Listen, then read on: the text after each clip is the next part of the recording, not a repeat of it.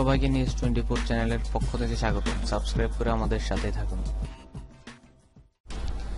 উত্তর কোরিয়ার হাতে পারমাণবিক বোমা তৈরির উপযোগী আরও সমৃদ্ধ প্লুটোনিয়াম থাকতে পারে, যা দিয়ে তারা পারমাণবিক অস্ত্রের মজুদ আরও বাড়াতে পারে। যুক্তরাষ্ট্রের একটি গবেষণা ও পরামর্শদাতা প্রতিষ্ঠান শুক্রবার এই কথা জানিয়েছে। ওয়াশিংটন ভিত্তিক উত্তর কোরিয়া পরিস্থিতি পর্যবেক্ষণের প্রকল্প 38 নর্থ সেপ্টেম্বর থেকে জুনের শেষ নাগাদ পিয়ংইয়ংয়ের ইয়ংবিয়ন পারমাণবিক কেন্দ্রের রেডিও কেমিক্যাল ল্যাবরেটরির স্যাটেলাইট ছবির ভিত্তিতে বিষয়টি বিশ্লেষণ করেছে। উত্তর কোরিয়ার পারমাণবিক ও ক্ষেপণাস্ত্র কর্মসূচি নিয়ে আন্তর্জাতিক অঙ্গনে বাড়তে থাকা উত্তেজনার মধ্যে 38 নর্থ এ কথা জানালো। প্রতিষ্ঠানটি জানিয়েছে, ইয়ংবিয়নে ইউরেনিয়াম সমৃদ্ধকরণ স্থাপনার ছবিতেও সমৃদ্ধ ইউরেনিয়ামের মজুদ বাড়াতে সেন্ট্রিফিউজের কাজ চলার আভাস থাকতে পারে।